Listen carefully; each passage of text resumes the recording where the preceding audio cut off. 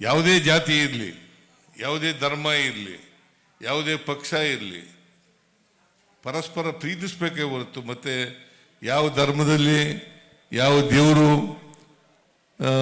ನಿಮಗೆ ದ್ವೇಷಿ ಅಂತ ಹೇಳ್ಕೊಡ್ತದೆ, ಯಾವ ಧರ್ಮ ಜಾತಿ ಯಾವ ದೇವರು ಕೂಡ ಪ್ರೀತಿಸಲು ಹೇಳ್ಕೊಡ್ತದೆ ಹೊರತು ದ್ವೇಷ ಮಾಡಿ ಅಂತ ಹೇಳ್ಕೊಡಲ್ಲ. ಇದನ್ನ ನಾವು ಅರ್ಥ ಮಾಡ್ಕೋಬೇಕಾಗ್ತದೆ. ಅದರಿಂದ ನಾನು 1972ನೇ ಇಸ್ವಿನಲ್ಲಿ ಲಾಯರ ಇದೆ, ಅವತ್ತಿನಿಂದ ಇವತ್ತವರೆಗೆ ಪಾಲನೆ ಮಾಡ್ಕೊಂಡು ಬಂದಿರತಕ್ಕಂಥ ವಿಚಾರ ಏನಪ್ಪಾ ಅಂತಂದ್ರೆ, ನಾನು ಅವತ್ತಿನಿಂದಲೂ ಕೂಡ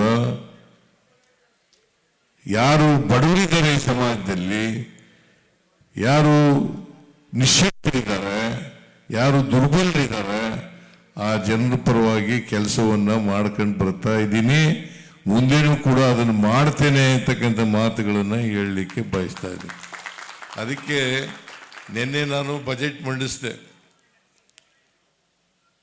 ಬಜೆಟ್ ಮಂಡಿಸುವಾಗ ನಮಗೆ ತಲೆ ಮೊದಲು ಹೊಳೆಯತಕ್ಕಂಥದ್ದು ಕಟ್ಟ ಕಡೆಯ ಮನುಷ್ಯ. ಯಾರು ಕೊನೆಯಲ್ಲಿದ್ದಾರೆ ಆ ಮನುಷ್ಯರು ತಲೆಗೊಳೆಯೋದು. ಅವ್ರಿಗೆ ನ್ಯಾಯ ಸಿಕ್ಕಬೇಕು, ಅದು ಎಲ್ರಿಗೂ ಸಿಕ್ಕಬೇಕು ನ್ಯಾಯ. ಅವ್ರಿಗೆ ನ್ಯಾಯ ಸಿಕ್ಕಿದ್ರೆ, ಯಾರು ನ್ಯಾಯದಿಂದ ವಂಚಿತರಾಗಿದ್ದಾರೆ ಅವ್ರಿಗೆ ಮೊದಲು ನ್ಯಾಯ ಸಿಕ್ಕಬೇಕು. ಅದಕ್ಕೆ ಬಾಬಾ ಸಾಹೇಬ್ ಅಂಬೇಡ್ಕರ್ ಅವರು ಒಂದು ಮಾತನ್ನು ಹೇಳ್ತಾರೆ, ಏನಪ್ಪಾ ಅಂತಂದ್ರೆ, ಅಧಿಕಾರ ಬಲಾಢ್ಯರ ಕೈಲಿ ಇರಬಾರದು, ಅಧಿಕಾರ ಎಲ್ಲರನ್ನೂ ಪ್ರೀತಿಸ್ತಕ್ಕಂಥ, ಎಲ್ಲರನ್ನೂ ಸಮಾನವಾಗಿ ಕಾಣ್ತಕ್ಕಂಥ ವ್ಯಕ್ತಿ ಹತ್ರ ಇರಬೇಕೇ ಹೊರತು ಅಧಿಕಾರ ಬಲಾಢ್ಯರ ಕೈನಲ್ಲಿ ಇರಬಾರದು ಅಂತಕ್ಕಂಥ ಮಾತುಗಳನ್ನು ಬಾಬಾ ಸಾಹೇಬ್ ಅಂಬೇಡ್ಕರ್ ಅವರು ಹೇಳ್ತಕ್ಕಂಥದ್ದನ್ನು ಇವತ್ತು ಜ್ಞಾಪಕ ಮಾಡ್ಕೊಳ್ಳಲಿಕ್ಕೆ ಬಯಸ್ತಾ ಇದ್ದೇನೆ.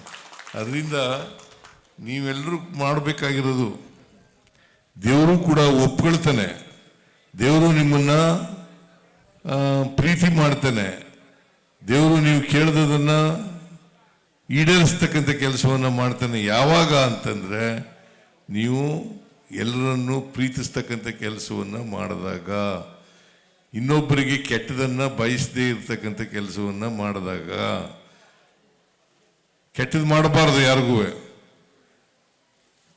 ಎಲ್ರಿಗೂ ಒಳ್ಳೇದಾಗ್ಲಿ ಅಂತಕ್ಕಂಥ ಭಾವನೆಯನ್ನ ಇದು ಮಾಡಬೇಕು. ಆಗ ಮಾತ್ರ ಈ ದೇವರು ಇದೆಯಲ್ಲ, ದಂಡನ ಮಾರಮ್ಮ, ನಿಮಗೆ ಒಳ್ಳೇದು ಮಾಡಲಿಕ್ಕೆ ಸಾಧ್ಯ ಆಗ್ತದೆ.